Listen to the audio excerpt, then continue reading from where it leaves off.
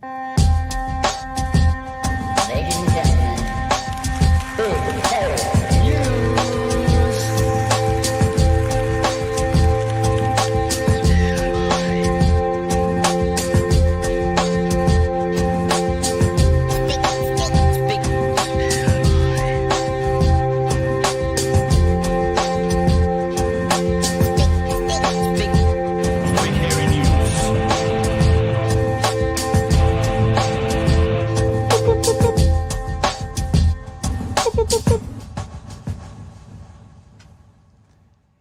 Hey, kia ora koutou e te whānau. Welcome back to another edition of Big Hearing News. Did you hear my remixing in the background, Joey? I did some remixing. I into did. That. I did hear that. Was subtle? It was subtle. Something like that. Hey team, how you all doing? Welcome back for your Monday. Chewy, thanks for filling in with Emily on Thursday night. I had some stuff to sort out. It was no trouble. It was no trouble. It was no trouble at all. Boy, you're top of the morning till you. The Black Ferns, a New Zealand women's rugby team, smashed Ireland in the last 24 hours. I know you don't care, but it was kind of cool. But I was watching today, there's a lot of this is completely off topic straight away. There's a lot of conversation around women's sport versus men's sport. And sometimes you can kind of go, you can see maybe a little bit, say like in basketball, how the guys kind of literally fly and the girls don't. And I can understand how someone would like one better than the other, not because of skill, but of physicality. But I tell you what, women's rugby versus men's rugby, it's almost the same. Like, honestly, there doesn't seem to be very much difference at all. They might kick the ball a bit further and stuff, but the speed and the hits and the tackle and the rucking, it's like for like, man. And it was great watching the women play rugby over the weekend. It doesn't seem the disparity that there is between some sort of male to female sports doesn't seem to be in rugby. Because I think it's because us Kiwis chicks are harder, bro. I think that's probably what it is. It was very, very cool. Well, you know me, Pat, and you know my love of sport. So every time a story gets through my shields, I find it interesting. And I think I saw something about a Welsh rugby player, or maybe a UK, somewhere like that. Yeah. Who has the audacity to wear pink ribbons in her hair. Oh, that's the open side flanker for New Zealand. I can't remember what her name is, but she's come from the Sevens team and she's now number 7 for New Zealand. She's a tall blonde girl. Sure, she's got England or pink. something. Well, they might be that as well, but there's a very prominent New Zealand player who has a very prominent pink ribbon in her blonde ponytail every time she plays. Well, I did enjoy the statement that she put out, which was basically, to my supporters, thank you for your support, and to my haters, I don't care. Oh, nice. I'm just gonna keep being me, and I'm like, yeah, that's it. I'm sorry, I forget her name, but she is a machine, man.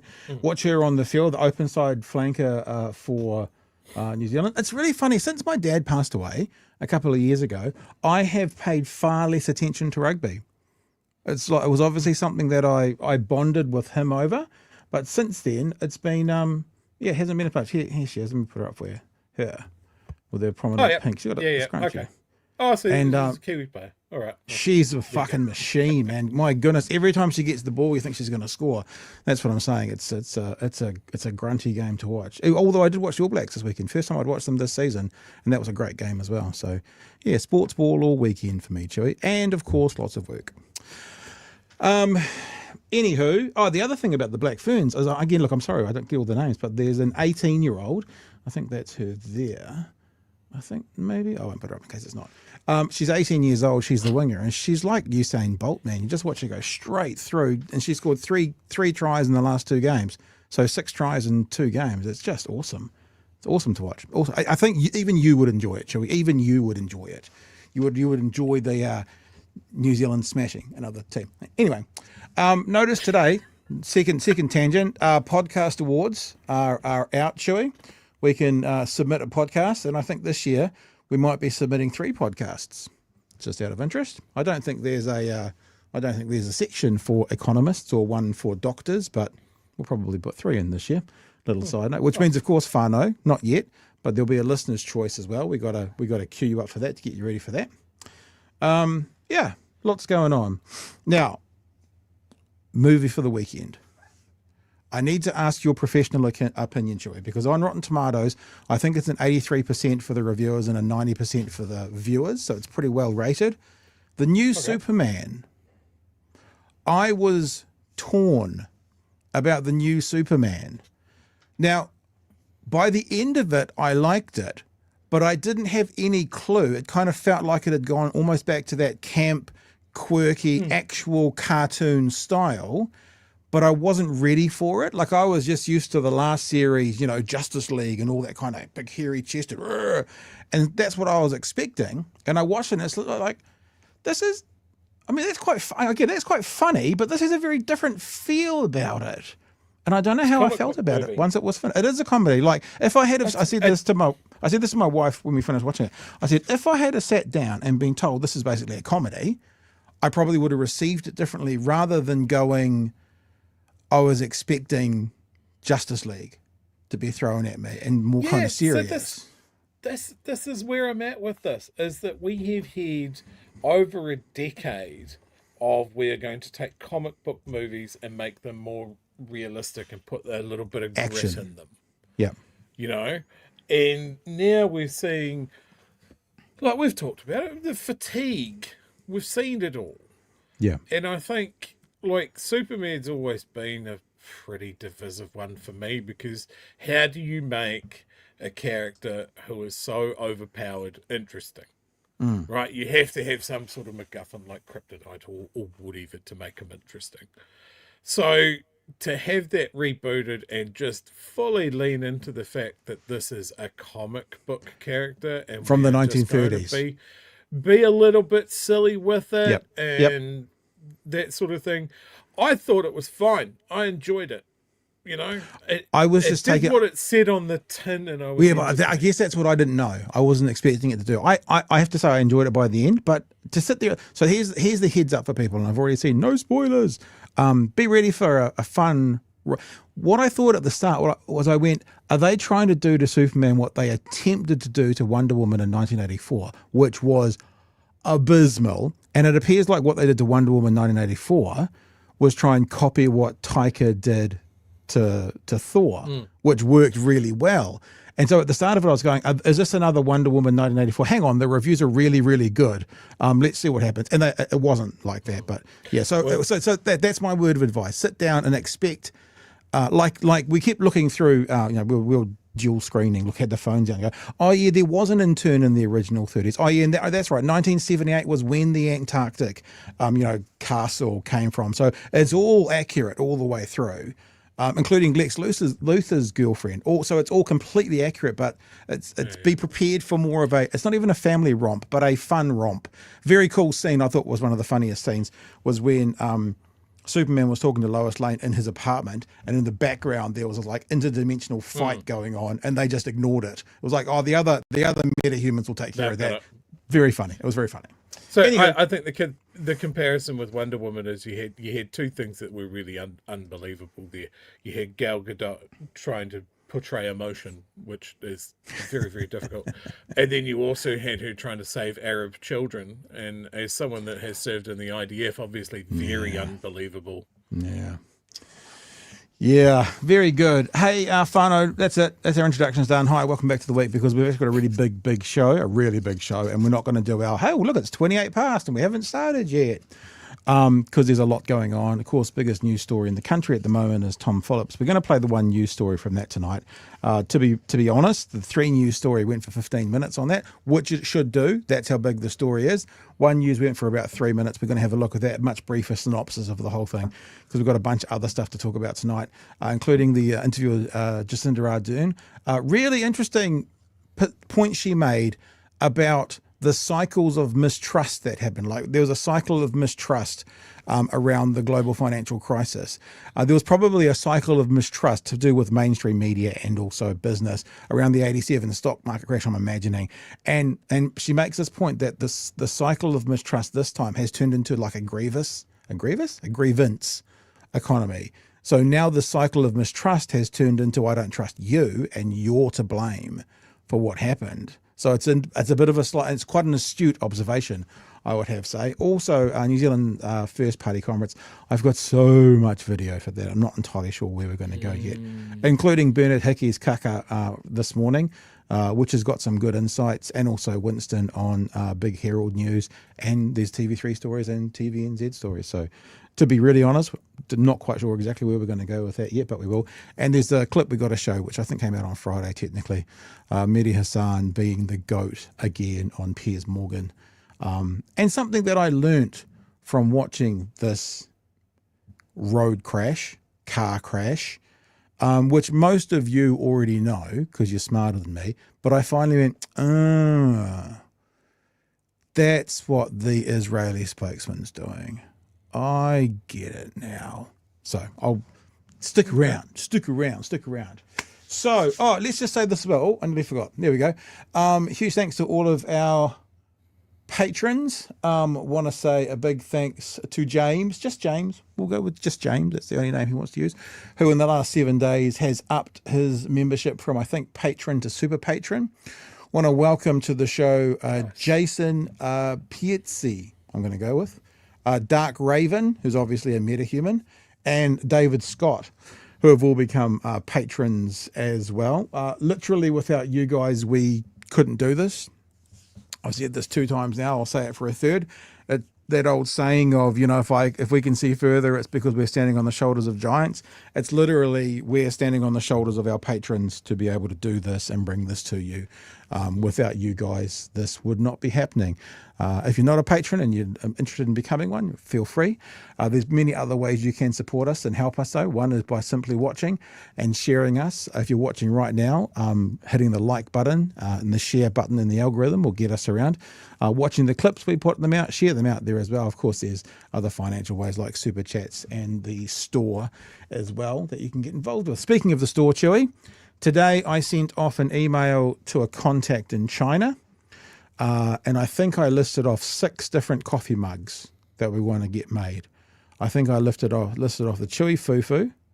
I think I listed off the Nicky No Boats, the Tax Wealth Less, the Fuck Around Find Out, the old school BHN up in the corner up there by Chewy, the old school BHN, and also the Pat and Chewy BHN, and the 4 faces as well, actually, the 4 faces of the 4 hosts. Mm-hmm. We'll see what they say when they come back. But I have put into place and put into action some of those things that we've been talking about for a long time. As you guys know, who have been long-time supporters and viewers, we kind of add things in as we can. What I've realised, Chewy, is I have no more time to add anything else in, so I'll just start working 12-hour days rather than 10-hour days, and then we'll add more things in. Super simple, really. Makes it easy, doesn't it? Sounds good. Yeah, no problem. You personally have no problems with that? I'm fine with it. All right. What did my old line manager say? Just get it done. BHN cured me of my hatred for Mondays. Okay, Garfield. Sorry, Kiwi bird. Remember that in Garfield? I hate Mondays. Don't know why. Garfield was a cat. Every day was exactly the same. Ate lasagna, bed up OD. You just turned very yellow there for a second. Oh, you're playing with your lights. I just realised that I was really blown out with the reds and stuff, so we're not going with that. One other thing we want to share super quick before we get into it is the Taxpayers Union at the moment is doing some shady, well, I think we think they're shady stuff. Well, do they always do shady stuff? There is a story on the ODT, and it's behind a paywall, so I don't really want to share it, but it has been shared on some other places as well. I'll read you a part of it. Dunedin City Council candidates say they received a barrage of emails using bullying and intimidation tactics, earning them to sign a New Zealand Taxpayers Union pledge. The lobby group says the pledge is a way for voters to assess candidates' priorities. Hang on, that we should rephrase that. A way for voters to assess taxpayer unions' priorities. That's probably more accurate. Although many of Dunedin's mayoral candidates have said it is misinformed and impractical, we have a mayoral candidate and a council candidate, Marie Lafiso, who will be joining us tomorrow night. I have a copy of all the emails. And we will be having a look at the pressure the Taxpayers Union is putting on mayors through the whole country by having a look at ones that have been sent to a particular mayoralty who will remain anonymous from somewhere in the country. But Marie was quoted in that article, so we're going to have a chat with her tomorrow night and find out what the F is going on? Oh, look, I think the TPU's right as well. This pledge, finding out what contenders have signed it, will inform my voting 100%. If you've signed it, I'm not voting for you because it shows you an absolute nincompoop. Yeah. That just doesn't understand the challenges. And TPU can get the fuck out. So what it is as well, sick of them. It's this nonsensical thing about you won't raise rates beyond inflation. It's like, but what if you need to?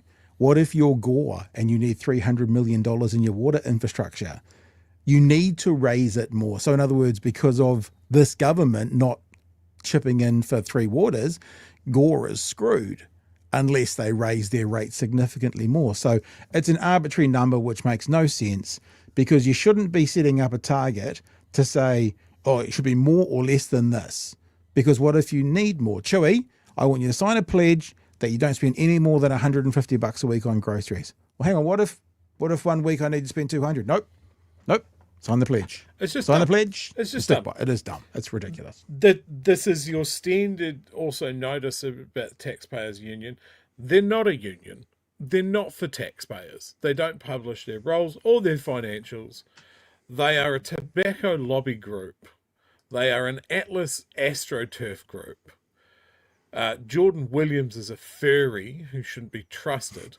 They should just rebrand. Like the Curia poll was discredited. It's just I want the media to stop repeating their bloody press releases and treating them like they're a fair dealing organisation when they're not. When are they going to wake up to that? Speaking of that, they're a landlord's group.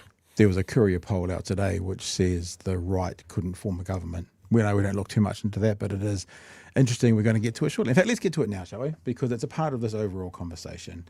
Matua Winston Peters, Uncle Winnie to his friends, he was on this morning, Big Herald Now, talking about their conference over the weekend.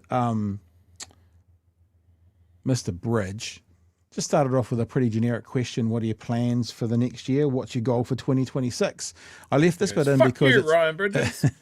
Well, it's interesting how Ryan. It's none of your business. It's none of the media's business what I do for Christmas, young man. Yeah, we'll be in Berlin by Christmas. I'll tell you that much. He basically says that. I wanted to play this a little bit because it's interesting to hear what he says about Labour. Now, remember, the narrative that the coalition is putting out there is being picked up by some media sources. We want to make sure that we explain what the actual narrative should be, using little things like facts and stats. What's your goal? Do you have a goal percentage-wise for the party at the next election? Most definitely, but I'm not telling you. Double figures, presumably? Well, of course, and we're already. We're climbing all the time. But we put in a lot of base work in the off-election year. That's why the convention at Manawa 2 was so successful, because it's an off year and yet they were out in their thousands. We got over 1,000 people turn up to our public meeting. Yeah, it was a big crowd. I said free Werther's Yeah, we'll talk about policy in a second. I was thinking, I wonder if when New Zealand First is setting up a conference location, does it have to have per capita the most ramps and the fewest number of stairs that any political party has for its conferences? I would say the catering would be easy. It's just soup, pre-chewed food, and disability soup. Ramps. Yeah. All right, there we go. Stuart Nash was obviously there. He's former Labour. Some in the media you might have seen, not me, Winston, but some in the media have suggested, maybe this is a bridge between New Zealand First and Labour. Can you just clarify for us exactly what your position is on Labour?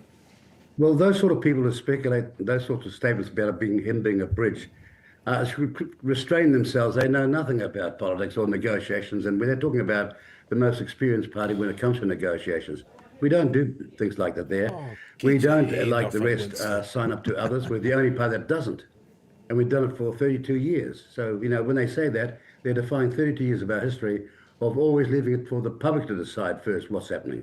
Because a lot of people were worried, texting into my News Talk ZB show this morning, Mr. Peters, and they were angsty about the possibility of a New Zealand First Labor deal. This is actually quite telling. It's actually quite telling because what that says is even the supporters of the coalition, News Talk ZB listeners, and they would be en masse, not every single one of them, don't trust Winston. That's what that says. So the New Zealand public doesn't trust Winston. They know that he will feather his nest. Is that the right thing? They know that he will go for the Baubles office, and they know that he's not to be trusted when it comes to his own personal narrative around what he's going to do. But he responds. Can you just clarify exactly what your position is with Labor? Look, the Labor Party is in serious trouble because they stand for nothing at the moment. In the last campaign, what did Hipkins do when he campaigned? He ate sausage rolls and did nothing, and yet he's on the 6 o'clock news night after night. And then he had the bonfire after he took over as the Prime Minister of their policies, which was a admission that their policies were hopeless. They haven't got any policies. No, we're campaigning to maximise the New Zealand First vote for a country that needs serious recovery with the right economic and social plan, and we believe we've got it. And at some stage in this, you know what else Winston said? And he went, and he still doesn't know what a woman is. So I think we need to have a look very carefully because he just said, look at them, look at where they're at.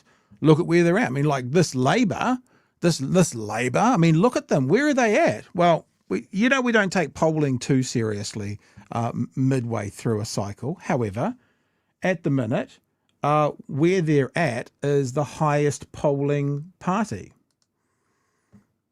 up here.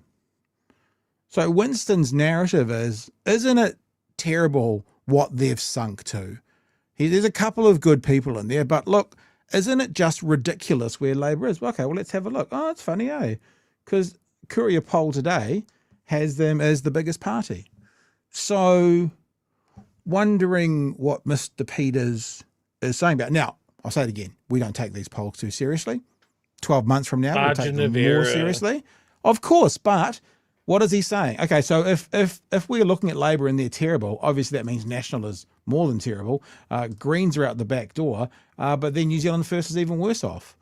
So I just want to make it clear for us that the narrative that he's painting, obviously, because of who he is and what he's doing, is not correct. Because as we speak right now, with just a snapshot of today, they're not doing too bad in the eyes of the public. And in fact, we did that story last week. Sorry, Joey. That story last week where 17 out of the 20 key markers, the left was leading in. Do you know something real interesting about that, Chewy? Just a little side note. Those markers, those key markers, Labor had the most. They led in the most categories. National led in some. The Greens led in some.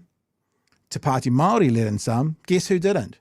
New Zealand First or ACT. ACT and New Zealand First. Nobody believes that they're capable of handling any of those things. At no if you bring that graph up again. Yep. It's something that Winston slurred out there is that New Zealand First are on the up and up. They're always going up.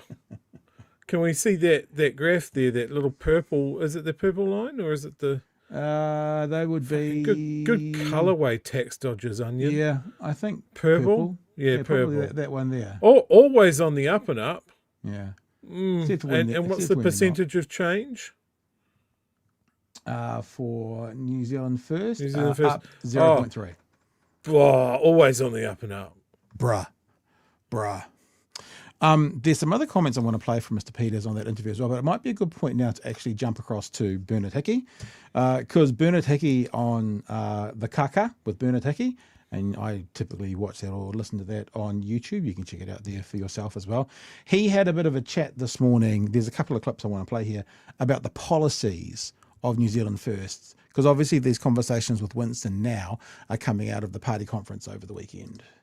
He has said when New Zealand First wanted to reduce migration, although he didn't give specifics on that.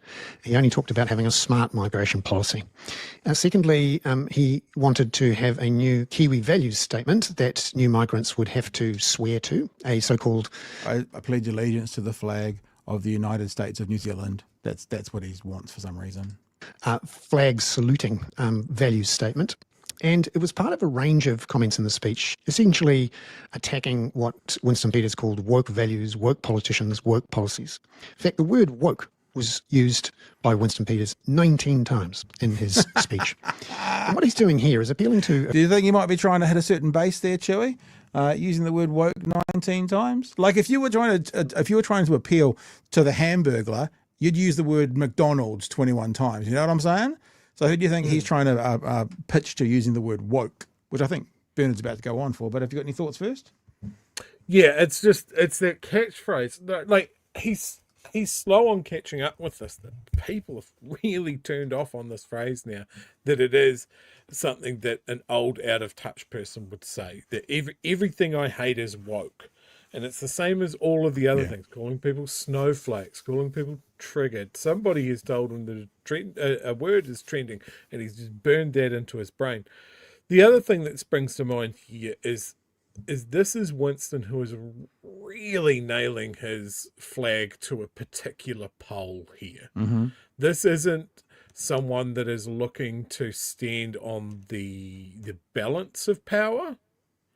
He is quite happy to not work with Labour. He is burning a fuck ton of bridges right now because he knows that they're going to rule him out again. So his chances to only be there in that populist, nationalist space, and that is going to clash with National, that's going to clash with ACT. But he knows he's got no hope of being in the left bloc.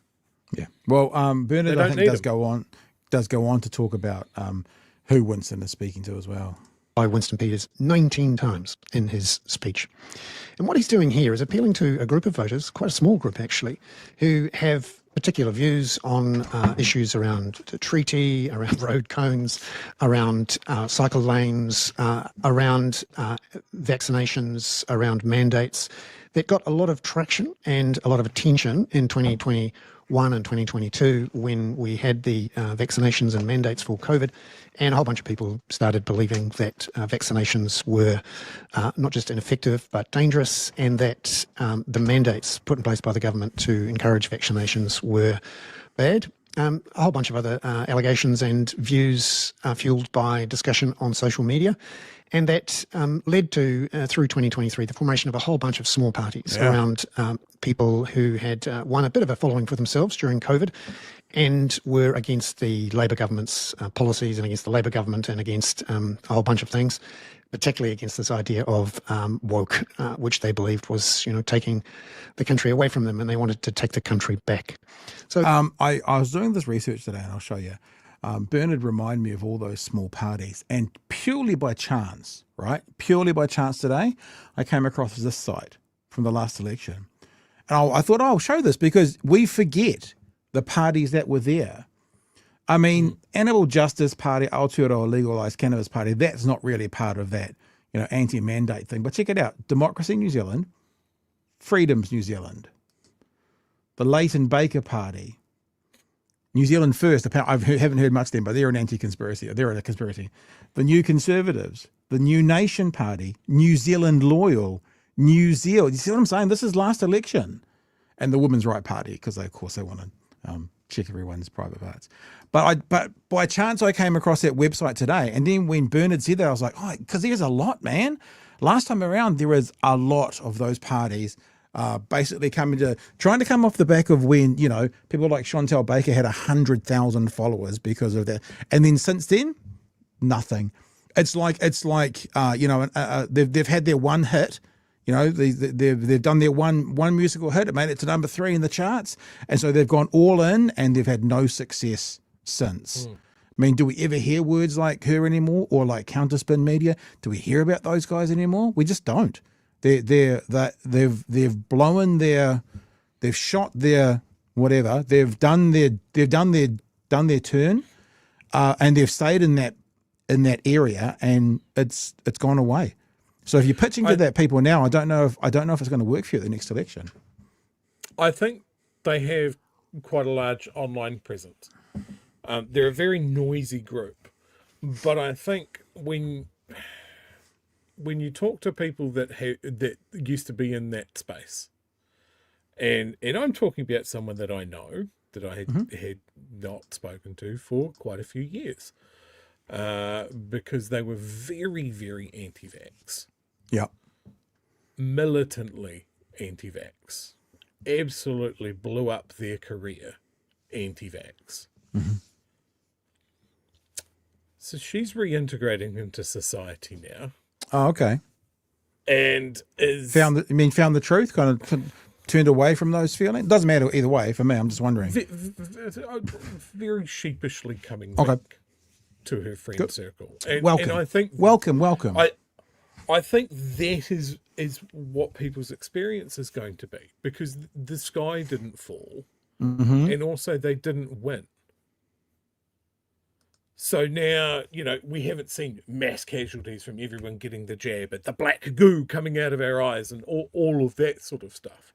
So now they have to have a reality check. And I think it is the people that are watching their circle decrease and decrease and decrease. People just fall off, and they're having to take stock. And I think the crowd that Winston is talking to, I mean, he should be used to this. His voting base is ever diminishing through natural attrition. But this is also, he has pitched at the cooker crowd that will conveniently forget that Winston was very, very much pro-mandate. Yeah.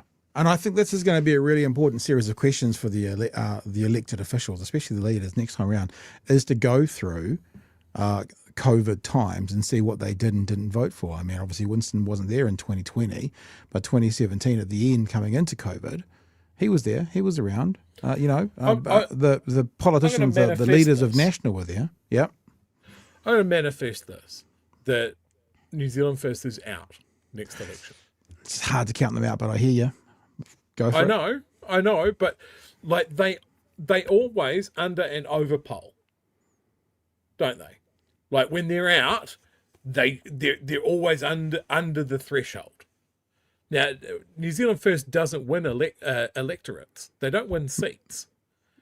They get the threshold. Party they have Brodie one doesn't seat. have that. But Well, they have, but not this time round. Yeah. Te Pāti Māori win electorate seats. They're not worried about the threshold. They'll be in Parliament anyway. Yeah. But New Zealand First needs that party vote.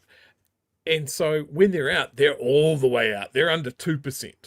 And then when they're in, they always poll up around 8 or 9, but they never get that many. Yeah, true. It'd be interesting to have a look at some polls from the last cycle, like midway through the last cycle, like when they've been in, what they've been polling midway versus their end result. That would be an interesting bit of research. And they're in this position now where they're going to start campaigning, and they're going to start campaigning on we're part of the government and we either had this massive impact or we're the ones steering the ship sort of thing.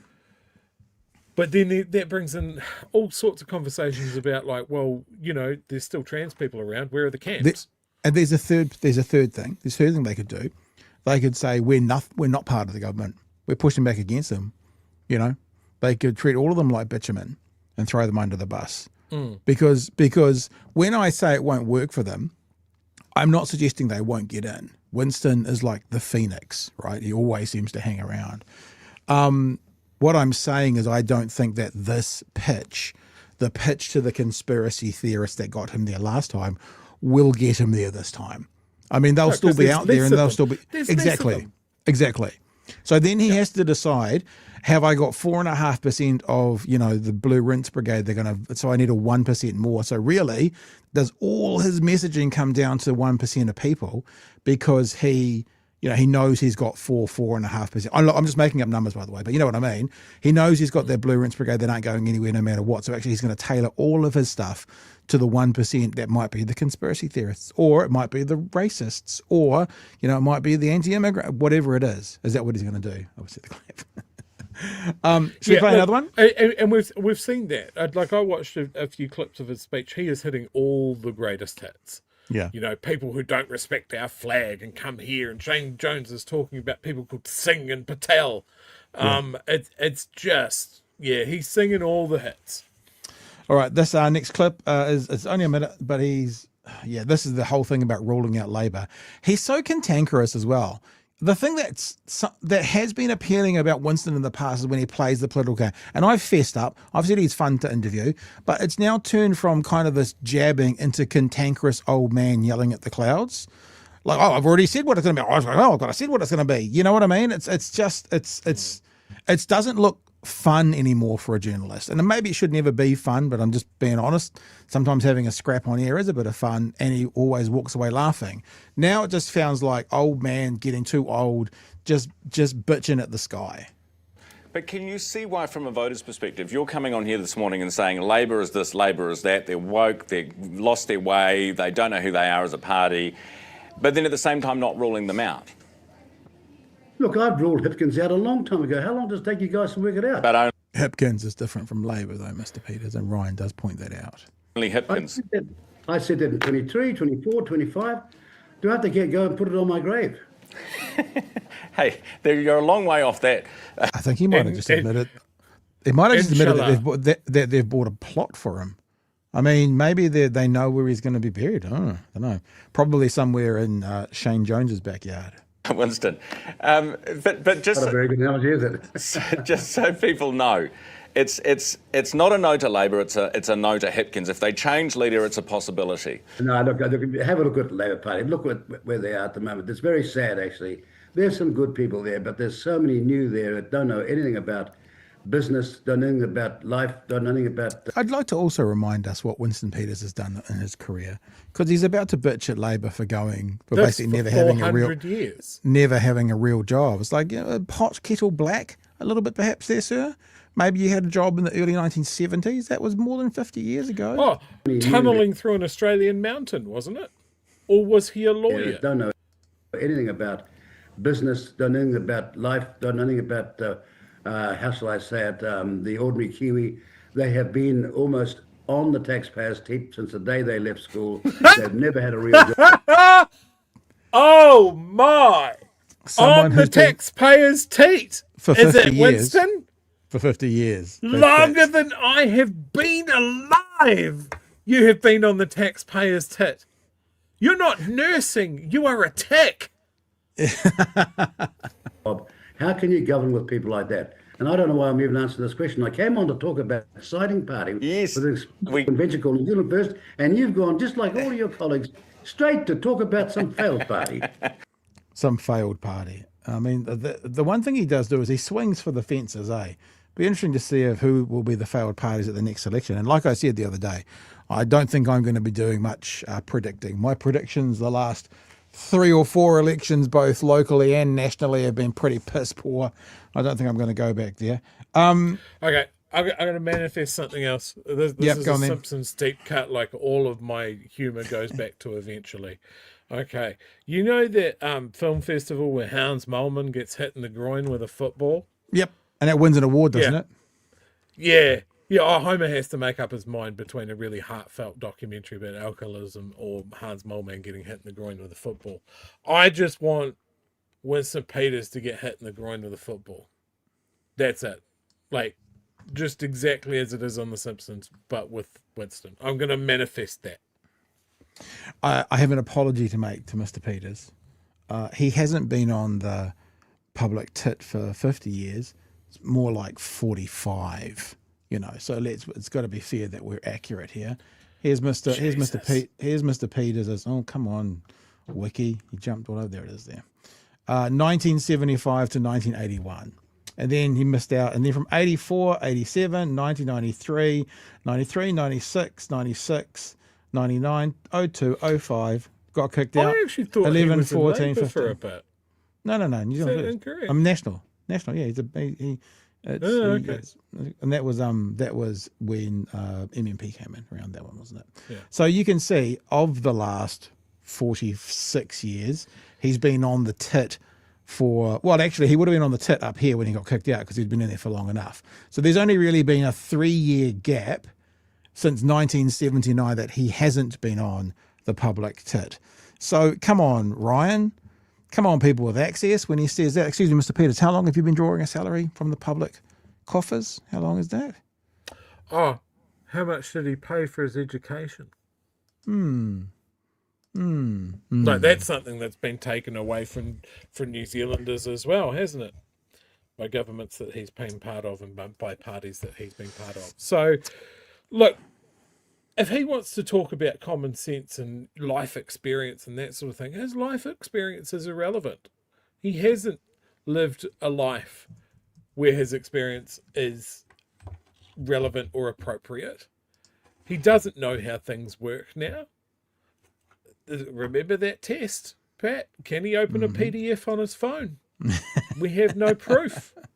If you can't open a PDF on your phone, you can't do a government. I'm trying to think out loud.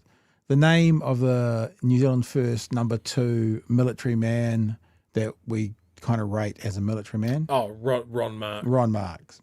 Ron Marks, I think that's what the K is. Because I'm just going to do one other thing. Ron Mark, there he is. Because I'm just going to show you one other clip. I'm just double checking something here. No, okay, he's always been there. So the other conversation that happened over the weekend, we're not going to play the video because we don't need to. It's from sort of the weekend. Is there's a part of the conference. Stuart Nash got up and had a speechy speech. And then the media wanted to talk to him about his speechy speech. And then, of course, the question is he going to be a part of New Zealand First? And someone raised a question, and I think it's a really interesting question, is New Zealand First really just going to be a place that all the ex-MPs from other parties turn up? I mean, that's why I looked up Ron Mark. Ron Mark was only New Zealand First. He's not one of them. But Shane Jones, Labour, Nash, Labour, Peters, National. Like, you think about the top people, like the top 1, 2, 3 on a list that would be.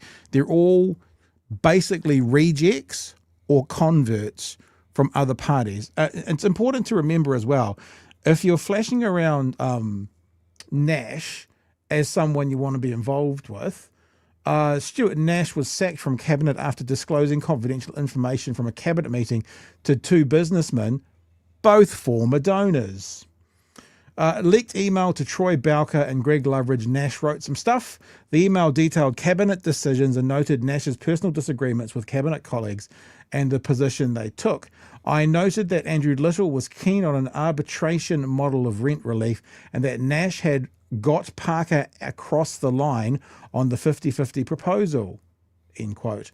It notes the support of another part of the policy proposed as being backed by Ministers Winston Peters and Shane Jones. So as a Labour Party minister, he was pushing a narrative of the opposition. The cabinet manual, yada, yada, yada. Here's the bit. This is the most serious bit, I think.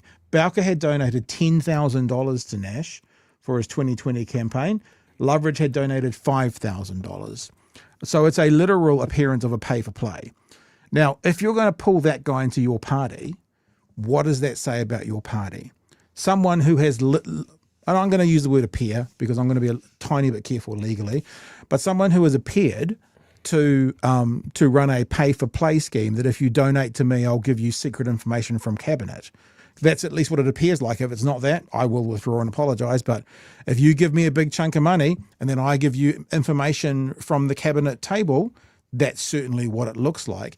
And to even consider that person being dragged into any party, you've got to question the party pretty heavily, Chewy. Yeah, absolutely. I did see this. Mark says, oh, look, it was 2 years ago. Move on. Nash on RNZ today. Look, that's something to hold something to, eh? It was 2 years ago. Let's not talk about it anymore. If every government party could remember that, that'd be great.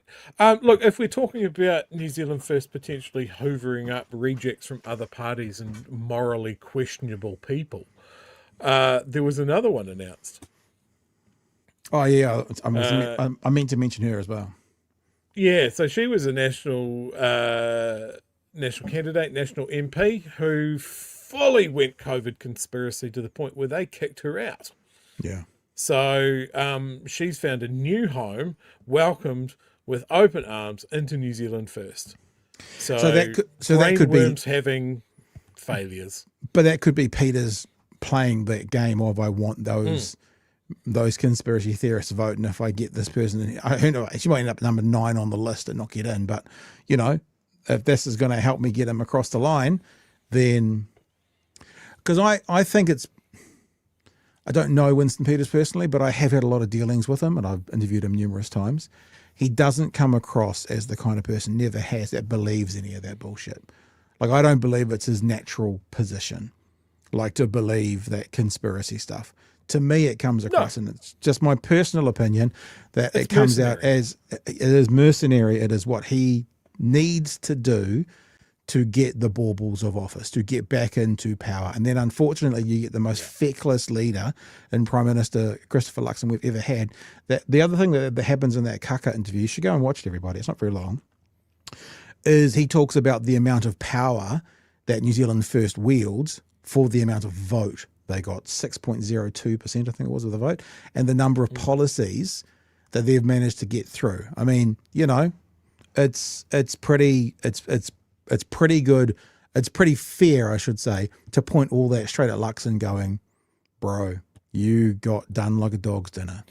And like, people are talking about rolling Luxon before Christmas. That's fairly common going around at the moment. If that does happen, it would be interesting to see what would happen with negotiations with those two parties after the election. Let's say it's the same position. I mean, I know we all hope it's not, but let's say it's the same position, but you've got Erica Stanford, Nicola Willis, Chris Bishop, one of those guys as the leader.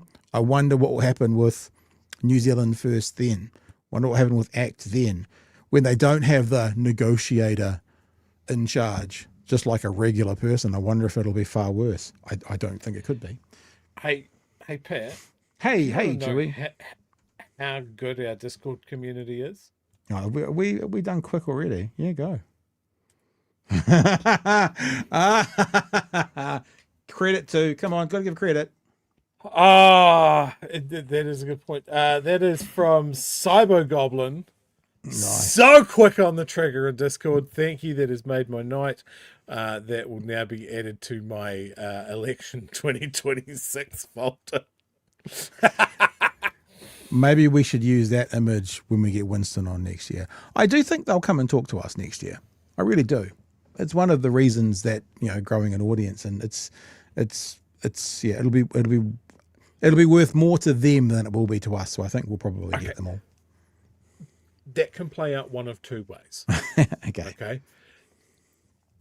First of all, you do a normal, very good interview where you do battle with Winston Peters. Or the other way, and again, I'm manifesting this, is that we go through the effort of organising a time that works for everybody, and we get him on. You ask him a question, he does his normal combative stuff, and you go, oh, for fuck's sake, and just terminate it. Just hang up on him. Either one of those is delicious to me. Kiwi Bird, Winston, here's a mirror for you. I don't know why I started right in the middle of all the chats here, but now I'll go the other way. So we'll go up, shall we? Ironically, says Arvid's, New Zealand First conference might be the most accessibility friendly. That's pretty woke. Yeah, might be too. Also a pledge from Arvid's for $2. Peters says, old man yells at Clod. I quite like that.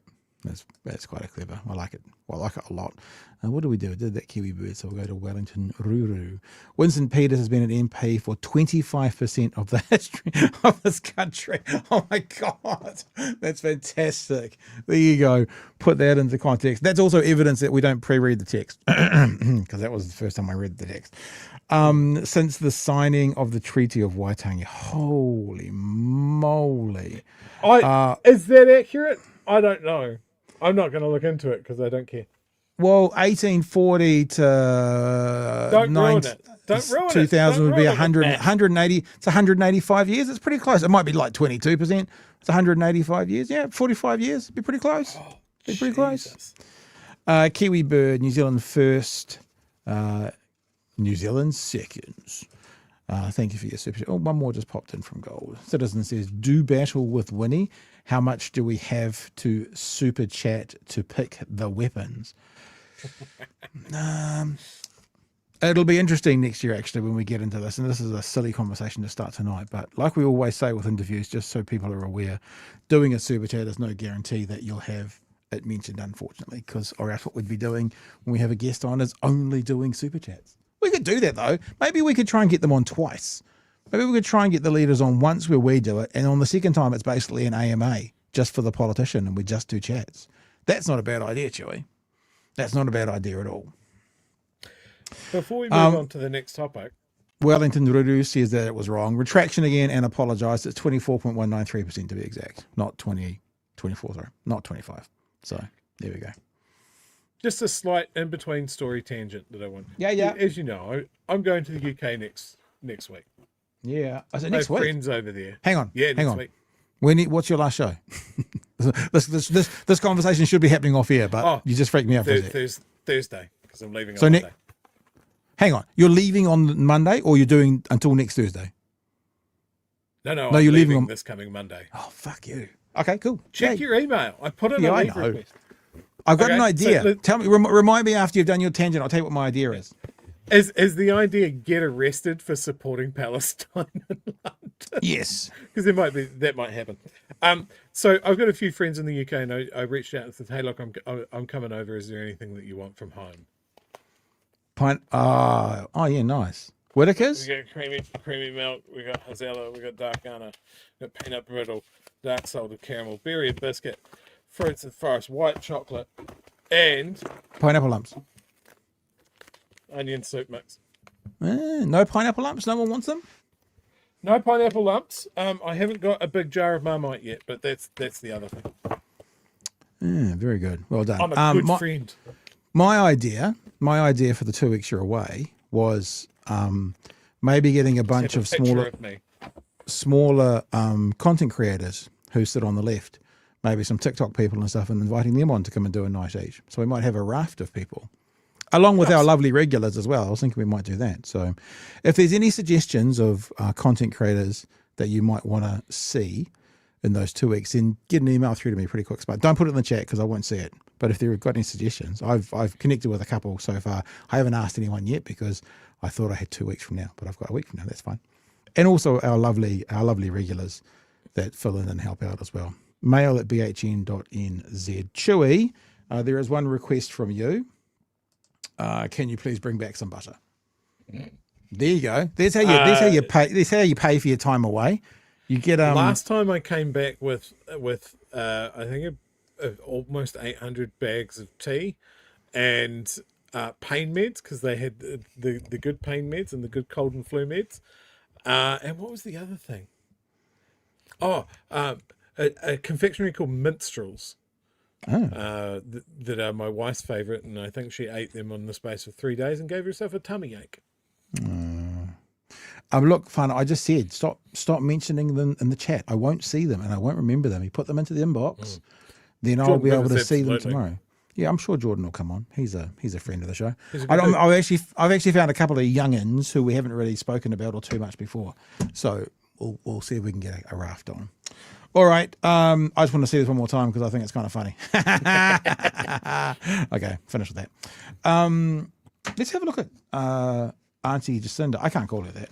It's Auntie Helen for me. If you're perhaps under 40, you can call her Auntie Jacinda if you want. I can't. That would be weird. I was quite impressed with the conversation. The people who hate her are going to hate this more than anything, because she does talk about being kind, and she does talk about things like being kinder. And Brodie asked her a question, what do we do? I'm paraphrasing. What do we do in the world where it's fairly obvious we need more kindness? We need more, supporting one another. And we're in this current new climate. It's like we're in a post-kindness world, a post-truth, post-kindness world. What do we do about that? I don't think I'm about to break it to you, but the world at the moment, as you've said, that's what worries you. There's a lot of things that don't feel very kind at the moment in the world. And you've talked about in the book being an anxious child. I'm being a pretty anxious adult at the moment at the world. So when that is such an important part of the work that you're doing, how does that feel to sort of watch so much of things that aren't to be associated with that sort of unravelling this place that we live in? I guess that's the time to get louder. The idea... Just pause there. That's a pretty good answer. To get louder. Like whatever you're doing, if you're fighting for the vulnerable and it's not going well and you're living in a post-fighting for the vulnerable world, what do? You get louder. If you're fighting for Palestinians and it looks like the tide of public opinion, which it's not, but if it was going against, what do? You get louder. I just think it's such a great answer for not giving up. Like when it seems that everything's against you, even if the world is in this post-kindness trajectory, what do? You get louder. Love it. This place that we live in. I guess that's the time to get louder. You know, the idea that because what we're seeing amplified and so many of the political actions that we're seeing on the global stage feel so counter to this idea of kindness, that it's not the time to say, well, therefore, kindness has failed. In fact, that's the time to say, we have lost our empathy in politics. We've lost our sense of humanity, and now is the time to push for that, because that is the answer. That is the answer. You know, I've said this before, empathy never started a war. You know, it doesn't accept the notion that humans and lives, and particularly children, should be sacrificed for political motivation. It actually focuses on people and is a human-centric way of making decisions in politics. So now is the time to be louder about that, not quieter. And I also don't want people to lose a sense of hope, because the moment that you stop expecting politics to be done in a particular way is the moment that you risk indifference. It's the moment that people quieten because they believe it's hopeless. And so I think we have to maintain an expectation of what we want to see on the world stage, what we expect of our global leaders in these times. So now's the time to push harder, not to give up. Yeah, I think it's a very good answer. It does remind me a little bit, Chewy, of when I don't know if you asked the same conversation, but thematically similar conversation of Chloe, and the first time we had her on, and she said, organise. You know, it's like, it's actually do approach in the opposite spirit. Do the opposite of what it's trying to do to keep you down. And I think it was a great answer. I really liked it. Just a couple of things to her comment of just be louder. Just a point that it is not illegal to own your own megaphone. You taking that to the UK? Just saying. Carry on. Just take it literally. I know she means probably metaphorically, but you can, as a civilian, own a megaphone, which feels like it should be illegal, but isn't. Just something to think on there. And I'd also like to acknowledge the arrival into our chat of the anti-Jacinda crunchies. You arrived right on cue. It's almost like you've been waiting, watching the show, waiting for us to get here. Our engagement thanks you, and we share laugh at you. Share, like and subscribe, and share. Yeah, look, rage engagement's good. Go for it. More. All right, we better get some more Jacinda content out there, shall we? Asking questions, again, I'm paraphrasing the questions for us, but why has society unraveled so clearly? It's very, very clear what's happened in society, sort of post-COVID, and society is unraveled, and you've got this kind of post-kindness world, and it's all going off, right, at the moment. And this is where she starts talking about mistrust being a grievance. Sort of, it's almost like you owe me you owe me stuff. You owe me. I'm grieved. You owe me. It's an interesting perspective. I think it's quite a smart one too. Why has it unravelled? What's happened? Do you think that we were kind of, in the general sense, the world was sort of chipping away, I don't know, and then the pandemic hit, and then we sort of shot out the other side, and things have started to sort of unravel on a global scale from that? Yeah, I think there's been a range of things going on for some time, and they've actually been magnified and accelerated by a range of different things. You know, changes in technology, that collective, horrific, difficult human experience of COVID, disinformation, a range of things. And underlying that, or part of what has kind of ridden the wave, I think, of some of those issues, has been people's engagement with politics, but also of those generally who have influence over people's lives. So that includes often the private sector as well. Edelman's been doing a survey for a number of years which tracks people's trust in politics, but also trust in the private sector too. What's been really interesting over recent times is not just their increasing mistrust, which has always gone through waves and cycles around, often mirrored by things like the global financial crisis. But in more recent time, mistrust has turned into a sense of grievance. And that sense of grievance, you can understand that if people are struggling in their lives and they don't believe that there's an adequate response by people in leadership, or they see a growth in inequality, that builds a sense of grievance. And with that sense of grievance has also come an increase in this survey in the number of people who are willing to engage in what they call in the survey hostile acts they see as justified as a consequence of the sense of grievance. And so for me... So check that out and think about this world we live in today. Sense of grievance justifies a hostile act. Now, well, it doesn't necessarily mean a physical act. Well, you think about all those people who are now possibly still in the chat going, she said we were going to be kind. Look what happened to me. Look what happened to me. Therefore, I'm going to. What happened on the front, if we're talking COVID, what happened on the front lawn of Parliament in early 2021, I think it was. January 2021, I believe. Could be wrong. Could be 2022. It's all a bit of a blur. Hostile act, hostile takeover area, dummies, effigies going up into the trees that are being hung. Think about what's happening, Posey Parker over in Melbourne, the Nazis turn up, hostile act, but it's justified. And this is the thing. If you have a sense of grievance, right, you've got a grievance against you that gives you the right in your mind to have retribution against that act, even if it's physically violent, but certainly hostile is okay. Now, hostile doesn't have to be violent. It can just be the way you're acting. But I think it's a really interesting perspective. Agree or disagree with what Jacinda's saying. I think it's a really interesting perspective. And it's certainly the perspective, I think, Chewie, that we've seen. The reaction to my grievance is a hostile act. It's very smart. Yeah, and I think it's an industry. I think there are people out there that can weaponize these people that may think that they've got a legitimate grievance. And maybe if someone took the time and sort of go, well, look, here's how it is. Do you not understand? Let's walk through it together.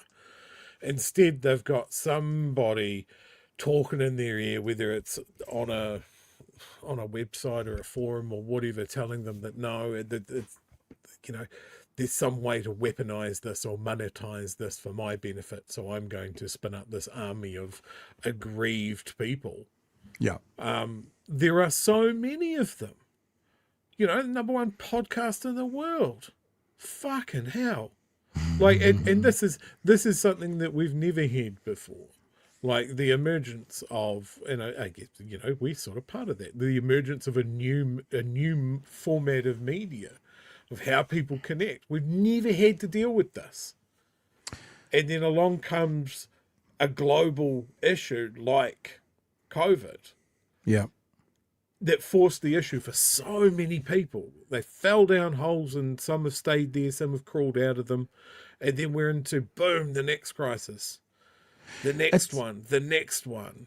You've just said something really interesting, though, yeah? That's twigged something in my head. And it makes me think about feeding that algorithm. So you may or may not know this, but on YouTube at the moment, when the right bitches and moans, that really hits the algorithm.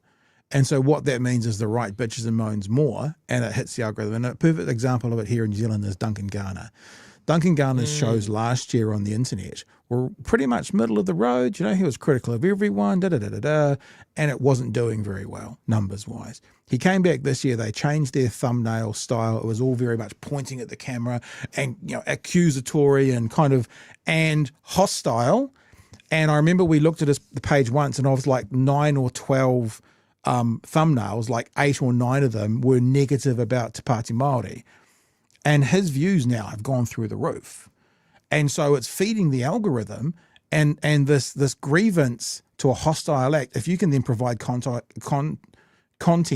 to encourage the hostile act or to feed the hostile act, at the moment it's very lucrative. It's very lucrative on your side. And this is not a woe is us, but when you're even though we happily sit on the left, but we spend time and we are fairly balanced, we call balls and strikes and that kind of stuff, we don't leave blood on the floor. It doesn't hit the same algorithms. The algorithms are set up for conflict and for hostility. So what Jacinda's saying here about this grievance culture leading to hostility, you then got content creators providing an outlet for that hostility by feeding the grievance culture. And it's just doing this. Doing this. You can test this yourself at home. Open up an incognito window, sign out of your YouTube account, make a new one if you want to, or just search it without an account and see what it's like without a recommendations algorithm. It will push right-wing talking points and extreme content at people straight out of the gates. It's fucked. And it's the same on Facebook. I see customers' Facebook feeds all the time, and especially our older folk, the amount of bullshit that those guys get served up. No wonder they're cooked when it comes to public opinion. This clip, I believe, has about 60 seconds to go. Let's get to the end of it, eh? You know, as someone who used to be in politics, what's the answer to that? Well, some politicians choose to use blame and to use fear. You feel grievance, here's the people you should blame for that. And here's the reasons you should feel angry. Now, that might bring short-term benefit for politicians globally to do that, but the long-term... In other words, it's the only reason Winston Peters is. In other words, it's one of the reasons Donald Trump won. So short-term for them, for the politicians, it's worked. Here's the reasons you should feel angry. Now, that might bring short-term benefit for politicians globally to do that, but the long-term consequences for society are quite significant. Not only polarization, but actually doesn't solve any of the problems people have grievance over. I think the right answer is a hard answer, acknowledging where there's been failures, addressing inequality, addressing some of those core needs that people are struggling with. It takes time, it takes longer, and it means you bear the burden as a politician, but it is in my mind, the right thing to do in these really difficult times. It was a very long answer. But to be fair, it was a tricky question. Yeah. You're basically like, the world's really hard right now. Why? And what can we do about it? No, and look... All right, got one more clip to play through. Might just roll straight into it if that's all right with you, mate. Because she's basically asked Brodie. Someone's asked who is the person. This is Brodie Kane. She's been all over our TV screens. I think she was a One News sports reporter for a while. She is an independent podcaster. Well, independent meaning she runs her own kind of podcast stuff out of Christchurch, and she's obviously working with stuff and stuff at the moment as well to do this. This part of the conversation, they are talking about the COVID situation and the response to COVID. And they do ask, the question is asked about these people have a legitimate concern whether it's accurate or not. What do we do about that? That's sort of the summation of this next question about those people who, I guess, what do we say to the people who parked on the front lawn of Wellington? It's not quite as black and white as that, but that's the general question. In terms of there being a group of New Zealanders from all walks of life that are disappointed in your leadership. You write about a woman coming up to you in public toilets in 2022 to thank you for, quote, ruining the country. What do you make of there being people that are angry at you that do believe that? So I think what I would say is that I know that this is not something just particular to New Zealand, first of all. Interestingly, almost regardless of the approach you took in COVID, I see that group exists in almost every country. Now, I don't say that to somehow say, well, therefore, the fact those groups exist doesn't matter. It does matter. It does matter. And so the first thing I think is, for the good of New Zealand, we should stop, take a moment, reflect on what happened so that we can learn from that. And, we've had 2 COVID inquiries doing that, both of which I've appeared before and supported, given evidence to, because I want us to... Did we hear that, New Zealand? There's been 2, and she's been before both of them, just as a reminder. The narrative spin was she wasn't going to come before the second one. No, she did. The truth was she declined to do that publicly, but she completely appeared before it, just so we're clear. So there's no ambiguity there whatsoever. She did what she was, what she thought she was called to do as the leader. She came before it and she reported to it. She gave the answers. They then wanted to ask her the same questions, but in public, they saw that there wasn't a need for that. Just so we're clear. Had 2 COVID inquiries doing that, both of which I've appeared before and supported, given evidence to, because I want us to learn those lessons and I want there to be a critique of decision making. I think that's really important for any future situation, which we of course all hope we will not have, but must prepare for. The second thing is, well, if this exists everywhere, then what is the common denominator? And I do think as a global community, we need to start thinking about that, because not just the situation for pandemics, but anywhere we need to build consensus. We need to understand what's standing in our way of being able to have that respectful dialogue that doesn't descend into violence. And we certainly hear some people talking about the need to have those conversations, but I think there needs to be more of it. Finally, at a personal level, there's a documentary now that shows what it was like leading through that period. And I hope if anyone watches that they see, regardless of where you sit on any decision making, I think it's one of those things that just, again, reminds people that there were humans there doing the best they could, politicians and incredible civil servants who I have so much admiration for just doing their best. I haven't seen the documentary actually. It's prompted me to remind me about going to No, I see it. haven't Maybe, yet either. maybe we should all do it. And you're here next Monday, eh? We'll do a review on Monday. You're here next Monday? Yeah? I'm not No? here next Monday. Okay. Maybe you should watch it on I'll the plane confirm over. to you when I'm leaving this country. Look, my overwhelming thought, and I put it in the chat, I'm going to say it here as well. Remember when we had a smart, empathetic leader that could string together a long concept of thoughts without sounding like a corporate buzzword generator? You remember that? Do you also remember when the people that we are just booting out of our chat, not even for just having account of you for us, but for being fucking boring? They're just boring. Just, I'm making up a different version of Jacinda's name. You know, all of this sort of stuff. It's so tired and we're so sick of it. It's not triggered. It's boredom. You've got nothing. You could even chalk this up as a win. You army of retards ran this woman out of the country. She had to pack up her family and go to another country because you guys can't form a coherent argument without being abusive, threatening someone's life on the internet, chasing her with cars and confronting her in public toilets. Fuck you. And that's Fuck not the you worst for story. not being able to manage your feelings or put your argument out there like an actual grown adult, or even like most of us were able to go, you know what, this is for the common good. This is the best information anybody has. We're doing this for other people. I'm going to do it. I'm going to trust that there's people that know more than me. Not someone that's gone to the fucking internet university of Telegram and decided that you know more than these people that have studied for literal decades, experts in their field, people that have trained to make these decisions and were elected by the people to make those tough decisions. You decided you knew more, but the only thing you had was ignorance and anger. And you've cost us a generational leader, and now we have Christopher fucking Luxon and the worst economy in the OECD. And arguably a more divided country than we had when COVID was here. Yeah. You're a net negative to this country. It And is I'll interesting. keep on reloading the fucking Zap cannon in the chat because I'm bored of you. It is interesting to see about what we've lost. And I do sometimes think about the American system where you can only be president for 8 years. And I think if they didn't have that in, I wonder if Obama would still be president. Now, there's lots politically to complain about with Obama.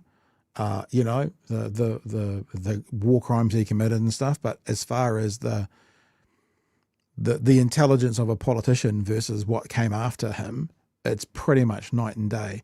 And it feels like it's sort of the same. What could we have right now if Jacinda basically hadn't been chased out of the country? And look, I don't blame her at all. I mean, the story that she just told in the public toilets, we've heard a far worse story than that from a dairy in Coromandel, where the same thing was screamed at her about ruining the country. I'm not going to say the full abuse because it is quite horrible, but the C word was used in there as well, directly to her in public in front of her child, along with some other expletives.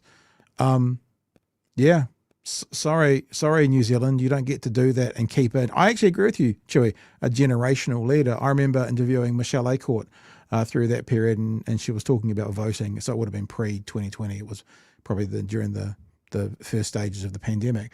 And she said, why would I vote for an average man over an exceptional woman? And we lost an exceptional leader because of a huge number of average New Zealanders. Now, if anyone gets offended by that and they're thinking that I'm calling them detestable or whatever the American terms are, whatever. We lost a generational leader over some very, very average New Zealanders' complaints. So, and the disinformation dozen are the ones who are ultimately responsible for spreading that bullshit and notice how it's all dying. You use the the phrase before, Chewy, there's going to be a reality check about another story. And I thought there might be a trademark on that for one particular. And it's like no one talks about them anymore. They're still around because they're still getting their money from the farmers and stuff, but it's yesterday's news. Like you say, it's boring. It's yesterday's news. I got a COVID booster yesterday with my flu vaccination because I'm going to lock myself in an aluminium tube and fly to the other side of the world. You know, it's just a sensible precaution. Yeah. Right? My blood's not going to turn black. My heart's not going to explode. This is, you know, I think just the absolute willful misunderstanding of what a vaccination was or what the COVID shot did. And look, a lot of that is because we were working it out on the fly with the best information we had at the time, and now we're looking back in hindsight and going, oh, well, it didn't stop you getting COVID. No, but it stopped you from going to hospital. Well, if we're being accurate, we're saying it gave you a much lesser chance of going to hospital. Look, this is where it gets boring, Chewy, because how many times have we said, how many times have our guests said, how many times have I said, you know what? First round of COVID, first rounds of vaccines, it did pretty much stop you getting it. COVID changed. Pretty clear the vaccine hadn't changed with it. Didn't stop you necessarily from getting it. But for most people, it stopped the effects of that being far, far worse. Yeah. Like how you can crash your car. I don't even want to have these fucking conversations anymore. I was going to do the seatbelt analogy. I'm over it. We're done. You're wrong, people. We're done. I was just going to say one thing. People heard vaccinations and thought it was like the measles vaccination, that it would stop you getting it, right? They didn't look into it any further. But yeah, it's the difference between being in bed for a week and feeling pretty shitty or being on a ventilator if there's one available. Yeah. All right. And maybe that wasn't explained so well. But yeah, as you said, we've had these discussions. Yeah. The information was out there, and we have a cohort of this country that did not want to listen. Yeah. And they still don't want to listen. And I think that if you've dug a trench and you've gone, this is the position I'm going to sit in and I'm not going to move, well, that's cool, man. You do you. But the rest of us will look at your silly little fort that you've built and just laugh about how irrelevant you are in your lesser and lesser numbers. Let me just say this right now. Basically, if you're in that camp, you're a flat earther. And, you know, it has been fun debating flat earthers. I like debating flat earthers, but flat earthers don't then lead to more people dying, typically. And I just don't want to. I'm not going to debate flat earthers anymore. It's like just if you're in that camp and you want to know why we disagree with you, go search our catalogue. Go into YouTube, go into the search bar on the Big Hairy Network and put COVID in there. You'll get dozens, perhaps more clips coming up. Go and watch them. I'm done trying to convince anybody now. Yeah. Right. So speaking of that, Jacinda, it's Susie Wiles, it's all of those people that were spending their own time as private citizens trying to communicate the information from their fields to people. They were hounded, they were threatened. Like it's that consistent thing of like, oh, the internet lets me reach out to anyone. I'm going to use it to send a death threat because I'm a bloody bad word. Peter says, fuck those who hounded her out, damn good Prime Minister. Special K said, oh my fucking God, I didn't know that. That was when I made very clear Jacinda has been before both of the COVID inquiries. So that's when Special K put that in there and then said, thanks for sharing that. It's me. And our current government played into that misinformation and said that she wouldn't show up and just reignited that all over again. They knew that she did. Yeah. But that's not what their social media says. Do these nutters just search live streams and sit and wait to attack clips on that show, Jacinda? How odd. Okay, we're gonna keep trucking because this is actually the biggest news story of the day. We haven't really covered it yet. One news story, 2.5 minutes on the shooting of Tom Phillips. Of course, this came through most of today. There was stories this morning about a shooting. It became pretty clear before they even announced it what it could likely be. I'm not sure if it's in this story, probably not, but there is news out at the moment. They have now found the last 2 kids. So all the kids are together, all the kids are safe, none of them are harmed, and they're okay. They're not starving. They're doing all right. Seems like in this though, Chewy, and some people may disagree with this, but I'm going off what some families, some police, and perhaps even the mother of the kids are saying is that there doesn't seem to be any winners in this overall situation. Let's have a look. A former police investigator says that there are no winners from today, saying if police were to move any sooner, it's highly likely it could have been worse. Corazon Miller has more. Tom Phillips dead and an officer critically injured is not the conclusion anyone wanted. This has been a deeply traumatic incident this morning for those involved. It's sad for the family, it's sad for the wider family, it's sad for police. There's no winners in this. It was a terrible tragedy. Fears of it ending in a violent shootout like this is why the former cop and crisis negotiator supposes the Phillips family wasn't rounded up sooner. Yeah, well, this has always been the worry of police. If they were to... That's interesting, eh? Because if what they're saying is we expected a shootout if we went in, then they didn't want to go in because they didn't want to shoot out because there was 3 kids there. Perhaps that's what they're getting at. By the way, I'm not selling the narrative of the police. I don't know, but that's what it sounds like in this story. That's what they're saying. To move any sooner, it's highly likely that perhaps it could have been worse. They just don't know. It's when somebody's armed and they are so unpredictable that things can unfold in the way that you don't want them to. Specialist teams had been working on this case for multiple years, but it was a local constable who was first on the scene alone. He knew that he had support coming, and when you're travelling these roads at night, I can tell you they are completely dark. What he came across this morning in the early hours would have been completely unexpected. The officer confronted with gunfire struck several times, including a shot to the head. I can tell you that he sustained significant injuries that will require many surgeries. They are described to us as being survivable. Exactly how he was injured and Tom Phillips killed is now the subject of an independent police authority investigation. Police understandably concerned for one of their own, Corazon. What's the latest with the police officer who was shot? Yes, well, police this evening will undoubtedly still be very concerned about the well-being of their colleague. He was a constable that was working alone overnight, as is common in these rural communities, when he was shot multiple times before he managed to take shelter. He was critically injured and was airlifted to Waikato Hospital just behind me here. He underwent surgery this morning, and it's understood he underwent a second surgery this afternoon for injuries to his eye. Police are reluctant to divulge further details around the exact extent and nature of his injuries, but say he is expected to survive. We know his family have surrounded him, and New Zealand police are giving him and his family the support that's needed ahead of what's expected to be a lengthy recovery here in hospital. Thank you for that update, Corazon. All right, so just to follow that up as well, here's an update because they didn't know at that point. Tom Phillips fatally shot by police. Children found uninjured at campsite. This was at 7:30 tonight.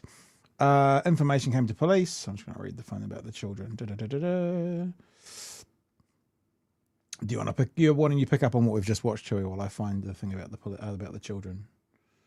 Yeah. So the timeline of this seems to be that they tried to do a ram raid on a farm supply building early this morning. Set off an alarm.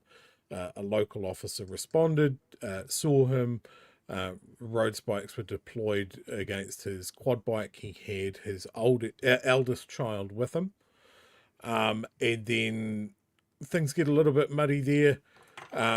But he's opened fire on police. And I have one issue that I've seen with this story reporting on one particular media outlet. I'm going to single out Stuff here. Mm-hmm. Pat, if I said that the police car was riddled with bullets, how many bullets in the closest 10 would you say? How many bullets would it take for you to riddle a police vehicle? 5 would be too few. Probably starting around the 8 to 10, maybe more like if I think riddled, what I think is kind of Bugsy Malone 40 holes. That's what I think. But if I'm thinking genuinely about it, maybe 10 minimum. So let's say like a car riddled with bullets, if you're in Gaza, would be over 300. Yeah, sure. In America, might be about 40. In New Zealand, riddled, I would say 15 to 20. Yeah, sure. Yeah. Okay. 4. Right. Yeah, it's not riddled. 4 rounds into the car. I think it was Stuff being just sensationalist for the sake of choose better, but just give me the facts. There were 4 holes in the car's windscreen. The officer's been shot multiple times. Like, there's clearly been an exchange of fire. And I think it's worth highlighting as well. Rural cops on their own, that takes a lot of stones. But this guy has chosen, when road spiked and confronted by a single officer with his child, that the best option here is to open fire. Because that's the other thing, right? This guy's gone, my eldest is here and my 2 younger children are at the campsite, and I'm going to win this gunfight and go back to them? No worst case scenario. Let me ask one question, right? And this is not to you or anyone, but this is more to the police. Surely, if you're a rural officer in that part of the world, you should be out doing overnight just at this current climate. If the police are saying they knew that this person was armed, they knew that this person was hiding, and then this event happened in the middle of the night, raiding somewhere, they didn't know it was him. But having one police officer, I would just think, like, if there was a mass murderer, not him, out in a certain small town, you wouldn't leave a police officer by themselves. Is there anything to be asked here of the police as to why was this guy wandering by himself? If it's the area that this guy was known to be in, maybe they should have had more police on. Maybe overnights they should have had teams on. I don't know. I'm just saying, it seems that very dangerous man, who they knew was dangerous enough not to confront too early or around the kids. That's what we're hearing. But if something was going to happen, one officer was going to be enough to, interact with him in the middle of the night. I'm not saying they knew in this middle of the night, but if something was going to happen at some time, I'm just wondering if there was ever a chance to have multiples on. I have other gripes with the breathless reporting of this. I get it. It's a sensational story. It's the biggest story today. But I think the trope language or the cliched language that the media used, the police officer was shot with a high-powered rifle. What the fuck does that even mean? The guy had a hunting rifle. All hunting rifles are apparently high-powered rifles. So why mention it at all? It's not like he shot the cop with an anti-aircraft gun. But it's interesting to hear, though, like, versus a shotgun. Because a shot to the face with a high-powered rifle, with a hunting rifle, could be far more serious than, buckshot. I'm not trying to... It's just... If you know guns, it's a nothing descriptor. If you don't know guns, it also means nothing to you. It just don't use these crutch words, media. It's not helpful in the case of this. So here's an update from this afternoon. In an update this evening, Rogers said the remaining 2 children were found safe and well at a campsite near the Tianga and Waipuna Road intersection. Officers located the children at the campsite after receiving information from the child found earlier today. Well, that's good. She said the children would undergo medical examinations. Police will work very closely with our partners at Oranga Tamariki to ensure that they receive all of the support that they require at this very difficult time. In a statement, Rogers said it was the start of a very long journey of recovery for the children. Police confirmed the mother of the missing children had been notified. Man, because basically these kids are going to probably have to be deprogrammed. It's going to be hellish. This is not the end of the story. Like people coming out of a cult. Yeah. These kids have been up there with Tom Phillips and each other essentially alone for 4 years. And look, I want to acknowledge as well, like, this dude went on the run because he was dealing with the family court, and apparently his sole point of concern was that he was going to lose his kids. Is this whole thing not an illustration of why he was going to lose his kids? This was his reaction? Not show that you're a good and caring father that had the best interests of the kid at heart. You stole those kids, bro. Yeah. And now... And your reaction to getting caught was to open fire. Like, No, like the people in this area have been supporting him. That's been very clear. And I think there's look, you look online in the comment section around the story, there's a lot of people online that are going, he's just being a good dad to his kids. Bullshit. Bullshit. There's plenty of good dads that have to go through the family court proceedings and stick around and do the fucking hard work to improve themselves or prove that they are the best person for their kids. This guy just noped out. Yeah. There's no justification for it. Well, and like you say, Chewy, if this is the mentality of the man, maybe there was good reason that he would lose access to his kids. But one of the things for the kids, who are kind of the innocents in this, is this interaction. He didn't lose his kids, but his kids have lost him. So that's not a particularly good outcome necessarily for them either. It's selfishness. At every step of the way that we know about, at least, it comes off as selfishness. And there have been people that are supporting him and supporting him online now and saying that he's just a good Kiwi bloke or whatever. What sort of toxic blokeism is that? Yeah. Like, I don't care if you don't like the police or the government. This was not the way to deal with anything where kids are involved. Yeah. It's just fucked. All right, we're gonna move a little bit. Arvid says sometimes I think journos are just the kid that rambled on during the English presentation all growing up. This is about your that's comment. that's me. That's what I do. Most effed father ever. Right, we're going to do this last story. I was kind of umming or ahhing based on time, but I think we can do it because it's important to acknowledge and to stay on top of what's happening in the Middle East as well. Mehdi Hassan was on Piers Morgan, I believe this was on Friday, New Zealand time, and he was on with Jonathan, I think it's Kourikos, who was a former IDF soldier and now an IDF spokesperson. And it was a really interesting observation of Piers Morgan playing the both sides. So in the first half of the interview, IDF guy, Jonathan Kourikos, was constantly interrupting, and Mehdi wasn't. In the second half, you can see Mehdi went, well, fuck you, then I'll interrupt. And at that point, Piers is a bit like, well, you say you don't want to be interrupted and you're interrupting. It's like, it's pretty pissy. But this is a pretty interesting and pretty disgusting interaction when Mehdi is laying out the facts and Jonathan, well, the way Mehdi tells it, may well be attempting to put a target on Mehdi's back. I'm just going to say headphone warning.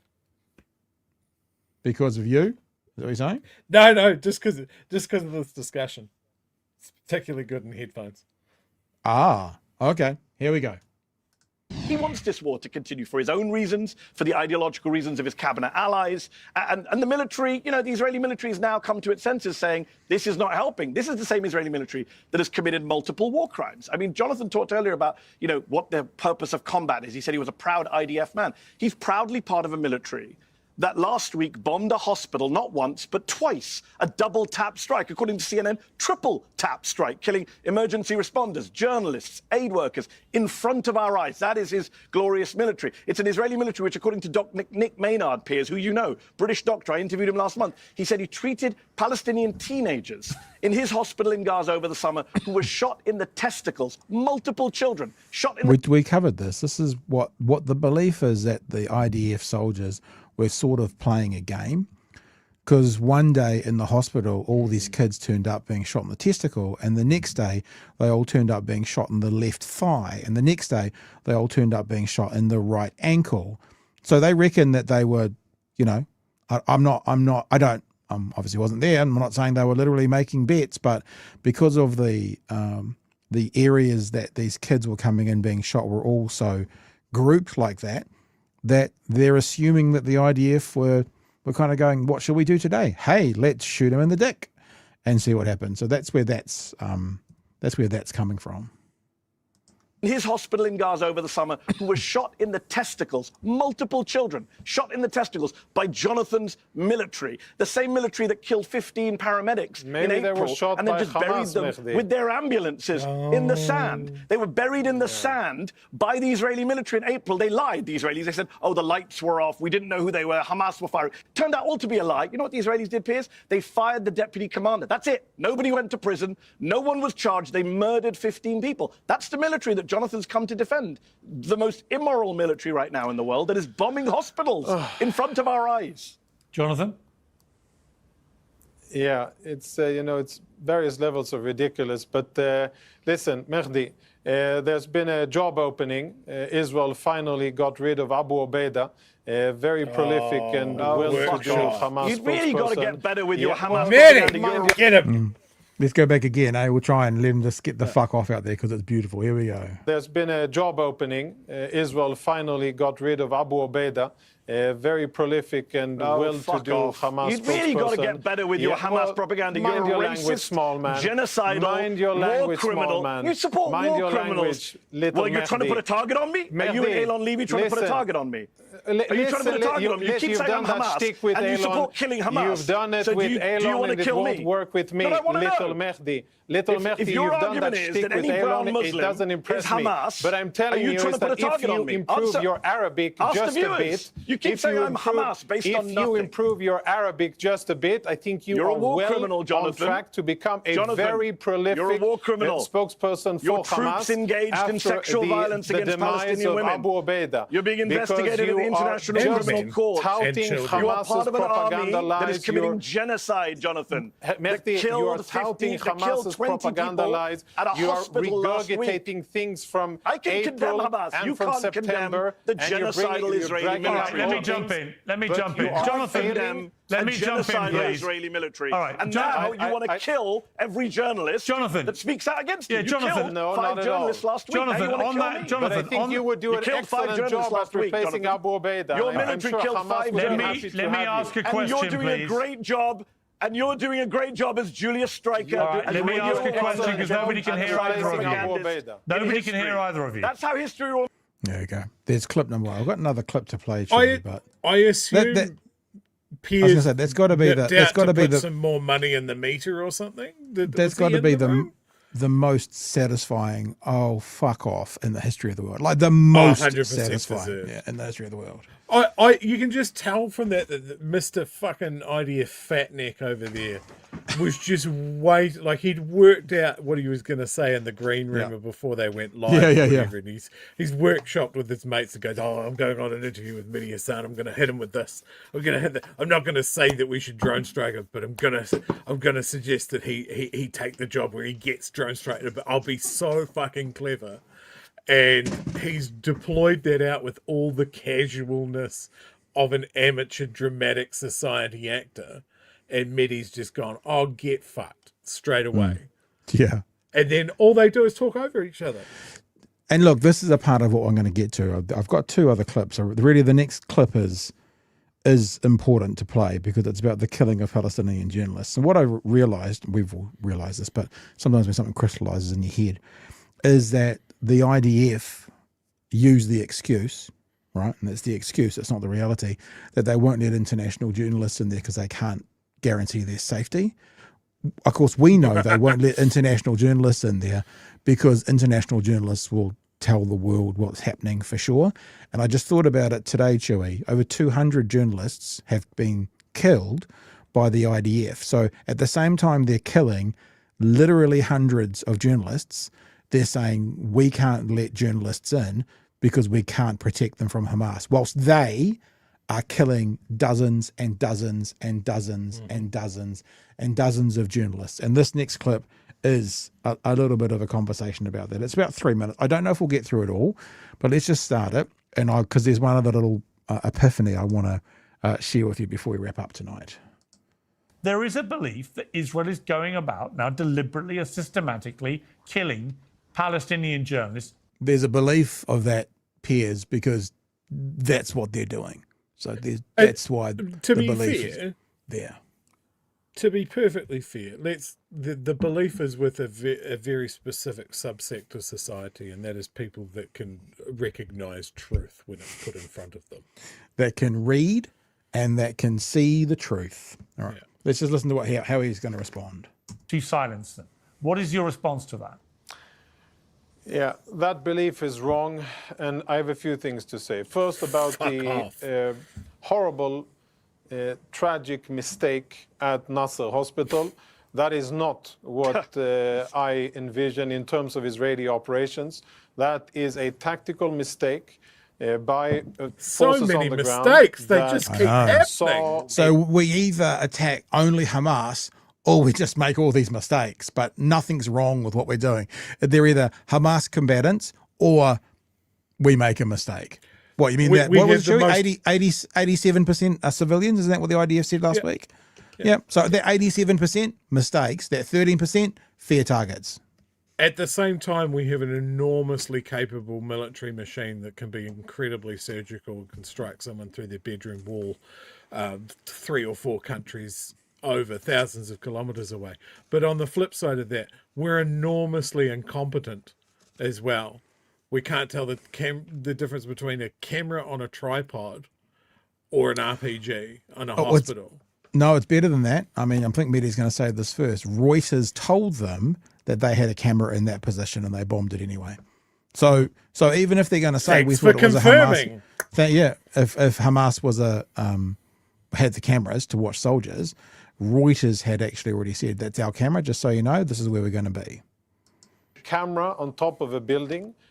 Assessed that the camera was operated by Hamas because Hamas has been operating cameras from all civilian buildings, including from hospitals, Hamas, in order to monitor the troop movement of Israeli troops and then to detonate IEDs or otherwise to direct combat activity against Israeli troops. And that is why when Israeli troops saw that camera and other activity on top of that building, they engaged. Other activity like journalists typing and writing notes and, those activities. Incubators. Yeah, that activity.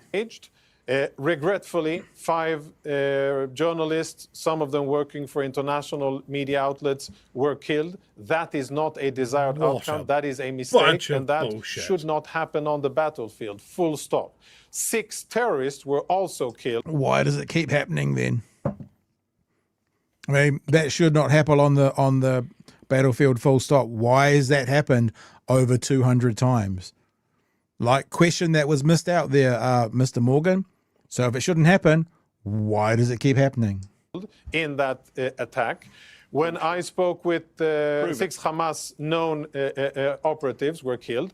When I spoke with people in the IDF, my questions were actually about the second strike, which we saw live on an Arabic network, which I agree looks horrible, should not happen, and is something that I'm waiting for the IDF to investigate and to present findings and to say this is why the mistake happened and these are the steps that we have taken in order to rectify it. And I believe that the IDF will do that. And I believe that this is not what the IDF was seeking to achieve, because it was very clearly aid workers and others that were trying to rescue people. It's funny when they get in a position that they can't deny. Like if there's a 1% plausible deniability, they will.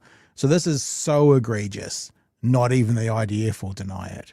Do you know why? Because we all saw it from cell phones and stuff down the bottom of the stairs, looking up at that. They just can't. They can't deny it, so they have to fess up. This must stick so much in his craw to have to admit it, because if they can find a 1% out, they will use it.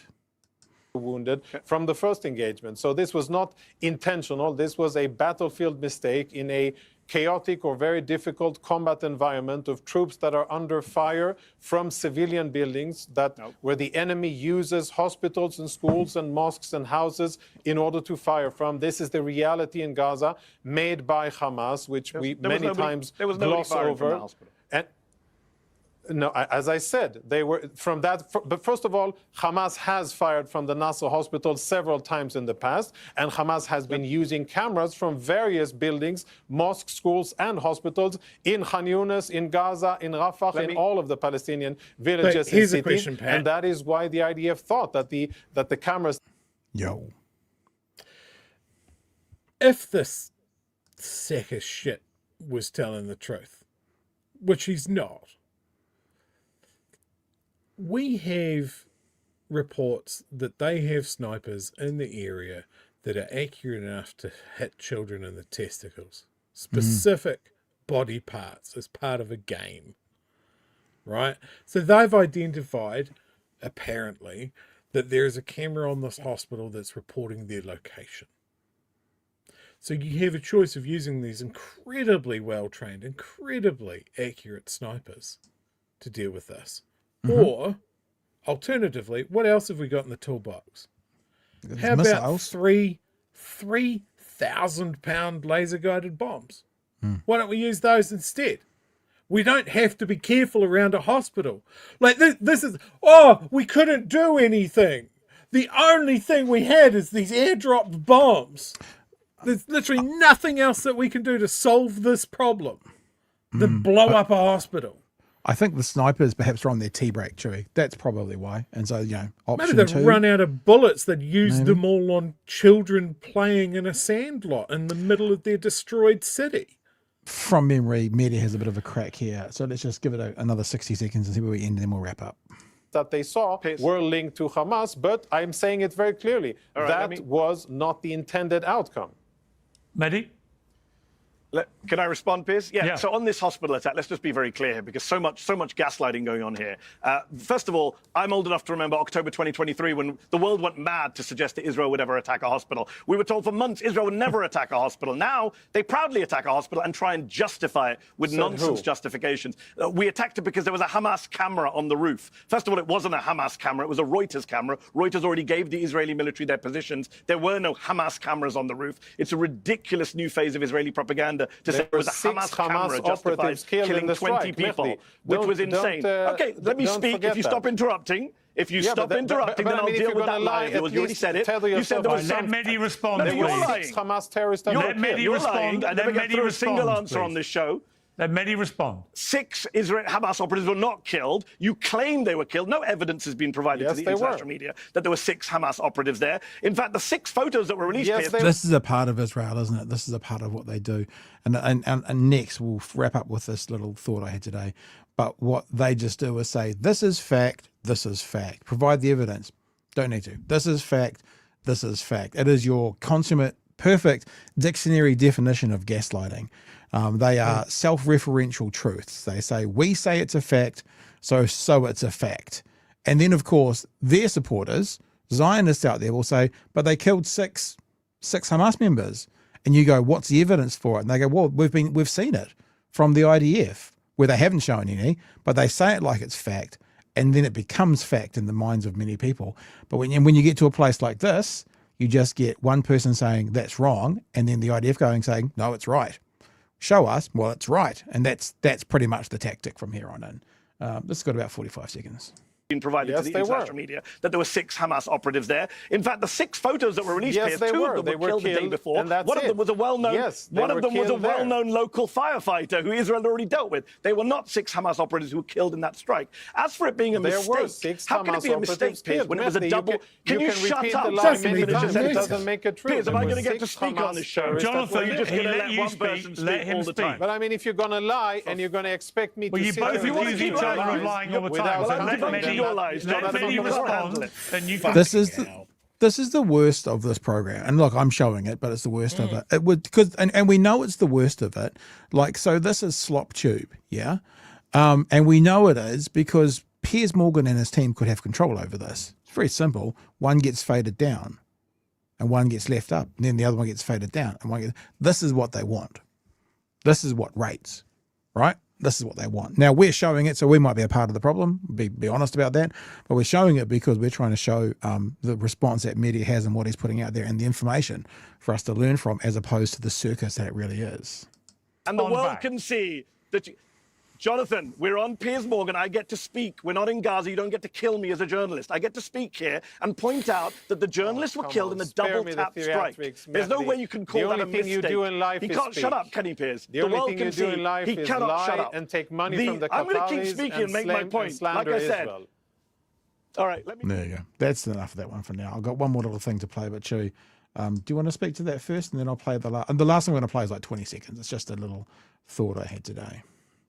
We've commented on how long Piers Morgan took to realise what was going on in Gaza, something that was infinitely clear to so many of us that he just did not realise. Yeah. He bought into Israel's lies about October 7th. He didn't look at it with a critical eye in its historical place, that it wasn't the start of something, it was the continuation of something. But everything, I'm not even exaggerating, this isn't hyperbole, everything that Israel has put out, and let's use October 7th, they've had to revise down how many people were killed. They've had to revise down how many Israelis were taken hostage. They've had to admit that they killed a bunch of them with helicopter gunships at the music festival. They lied about Hamas chopping heads off babies and putting them in ovens. All of that was blown apart by Israeli journalists investigating it. At every stage, their justification for striking hospitals was found to be false. Every time that someone's come out and said, oh, this horrible thing happened, they drove bulldozers over prisoners. No, we didn't do that. And then the truth comes out.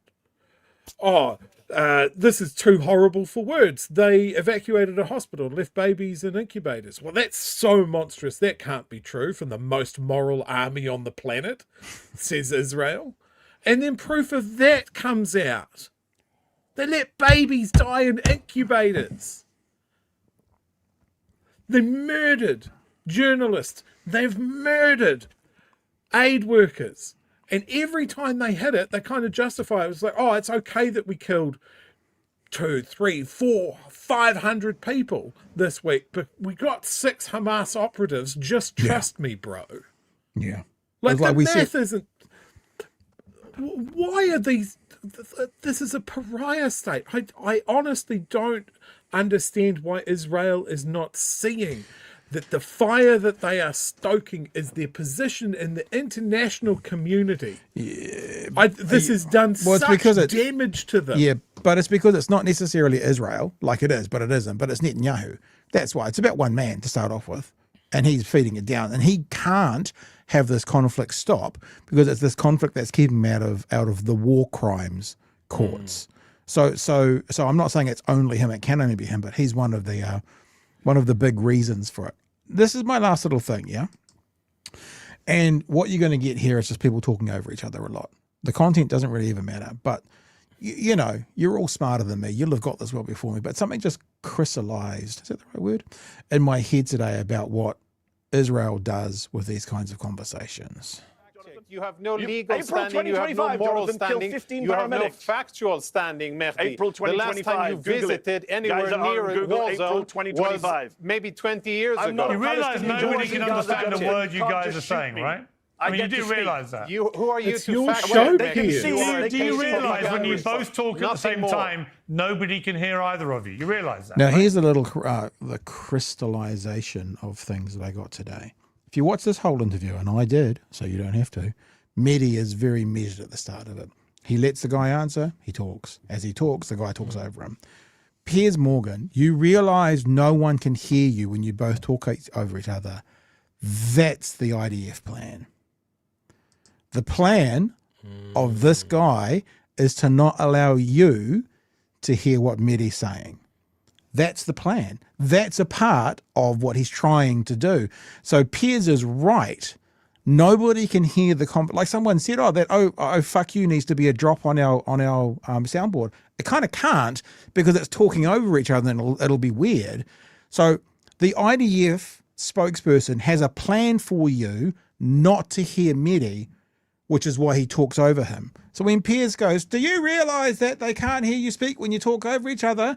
The IDF guy's going, I know, it's good, eh? This is what we're doing. That's what we're planning. This is what we're up to. This is what we're doing. And so it just kind of just finally sunk today that this is what their plan is when a combative, intelligent, smart, factual account comes up against you. It also goes to show, unfortunately, and I'll say it again, we're a part of the problem, we showed it, why this doesn't work. Medi on with Piers Morgan for 20 minutes by himself, it would be fact, fact, fact, fact, fact, fact. IDF spokesperson on by himself will be lie, lie. Like he'll be saying Medi lie, but they don't very often offer much more. It's a little bit like we talk in politics that the left tend to make policy and the right tend to respond to the left's policy. At the moment, Medi is spitting facts and the IDF spokesman is responding to those facts. And just to say it again one more time, it finally dropped when I was listening to this and heard Piers saying, if you talk over each other, no one can hear you. Yeah, that's the plan from Israel's side. They don't want you to hear Medi. Which then comes back to Piers Morgan is helping the IDF side, no matter what he says about having the epiphany himself, but he's helping the IDF side, the Zionist side, the Israeli messaging, stopping the opposing view getting out. So him having this kind of debate where they talk over each other and you basically get into a slanging match rather than talking about the facts and figures, that's more helpful to the IDF position than it is to the supportive of Palestinian position. And that was a little epiphany I had today, Chewie. Now, I have seen the comments in the chat that this is a dreadful place to leave tonight's show, so I have scrambled around in the background to find a better note to finish. Well, let's do the chats on this first, and then we can finish somewhere else. So if we don't have any of the stuff left over, because I care says loving the Chewy rants this evening. You rock. The Danger of Mouse says it keeps coming back. Deaf to the IDF. Speed locked in Zealand. Their treatment of Palestinian people created Hamas. Citizen Gold says, Pat, we really need to cover these topics earlier in the night. This is a terrible story. I'm sorry. CB says, dude has unnecessarily made life hard for his kid. This is about the previous one. Past 4 years, and now had to deal with his death and reintegrating into society. He made things shit then in so many ways, for them in so many ways. This is another one for that. Let's just get rid of it. No, once I get rid of it, I mean read it. Sorry, Stephanie, not get rid of. Wonder why police didn't shoot him in the leg somewhere they know other places wouldn't kill him. Still their dad, those kids. The reason they don't do that is because then you've still got one shot police officer having to fight someone who's got a leg wound but still has got lots of trigger fingers to keep doing this. There's a practice within there. It's incredibly hard to hit a target that small. People that are trained to shoot at other people are trained to shoot at centre mass. Centre mass there. That's what you're going to hit. There you go, Joey. Cool. So here is my palate cleanser for the evening before we roll into the credits. I'm not going to put the music on because that'll get us demonetized probably. Are we ready? Yep. Two little babies on a bed. What's going to happen? Two little boys had two little toys. Oh, is it a puppy? Everyone comes to join in. That's all the babies together. Mummy dog. Babies. There we go. Are we all good? Cute. You just think of that as you get into your beds. Aww. You can just think of this on a loop. And then just remember, good half hour earlier this morning. I was going to ruin it for everybody. I could ruin it for everybody if I wanted to. Shall I do that or shall I leave it? No. I could. No, you're not ruining it. No. I could. No. Banned. All right, team. Now remember, we have got a guest coming up tomorrow night who is a mayoral candidate for Dunedin. I've also got some information from elsewhere and the emails that the TPU have been sending to mayoral candidates and she's mentioned in the story in the ODT, so we're going to have a look at that for tomorrow night. Let me just say this as well. I know there's lots of talk in the chat and stuff about local body politics. We are fully on board for supporting local body politics and talking about it, but we also have to remember that, you know, your ward in Hamilton is really interesting to your ward in Hamilton, bit harder for the whole country to get in behind it. But if you're not already, you should all go and subscribe to Paul Barlow's channel, Paul the other one, because he is the space on the internet at the moment to delve deeply into local body politics. Work. We are not disengaging, unengaging. We are not going to engage with local body politics, but this is, for want of a better word, a nationwide show. And so when we talk about it, it needs to, on some level, be in a nationwide capacity. Now, that could be Mayor Wayne Brown, because he's in the bigger city. That would be enough. For some of the smaller ones, there might need to be another reason to talk about it on the show nationwide, rather than, you know, the potholes in your local town for your local member, so to speak. But yeah, Paul the other one. Everyone should go and subscribe to Paul right now if you haven't done so already. And while you're doing it, if you're watching and you haven't subscribed to us too. We just hit 10,000 followers on Facebook. And I don't think we've quite, I haven't had a look. I don't think we've quite hit 20,000 on I don't think we've quite hit 20,000 on YouTube yet. I think we must be close though. Oh, we're close. We're close. So there's that as well. Go subscribe to us, and we'll continue this conversation through the next few days. And thank you for being with us tonight. Is there any more chats, any more super chats before we head off? No more of them. Anything else you want to get to? There we go. No, 19,300. That counter. 19,300. Watching that counter. Yeah. 5, 4, 3, 2, 1. 2-hour show.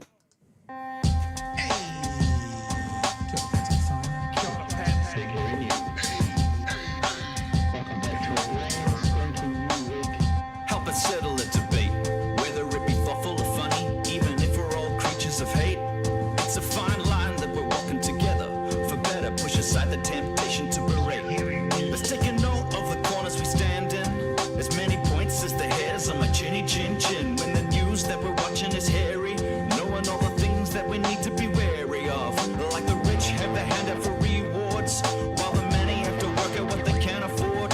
And the rest of us ain't paying attention, or maybe have questions we're too worried to mention. Other media is still dwelling on trivial facts, vetting peas from the rice and the mice from the rats, and picking and choosing a warpath to run, and linking ourselves with the hill to die on. It's gotta come down to a welcoming vibe, with an A and a self and a higher in mind. All have a lean either this way or that, and will be analyzed by what you impact. With the evil in the world trying to mess with your head, and you're sitting on the couch, you're thinking chivalry's dead. Each night, 2 nights, they're gonna sing you to bed. It's big hairy news. I did notice. Did you notice Rochelle's image there? Got the stylish pink VHN, hot pink. Yeah, pretty good. Well done, Rochelle. Good. Well done, Rochelle. Just a reminder to everybody, with Chewie being off to the UK for a couple of weeks, if there is anyone you particularly want to see co-host on one of those 8 shows, then send us an email. mail@bhn.nz is the best way to do it. And yeah, I'll start some work on this week, and some of the regulars we have on, or if there's some new people out there, I'd like to get some smaller content creators on, a bit of exposure to you guys, and that's what we'll be doing. That's it from me, Chewie. Anything from you, sir? No,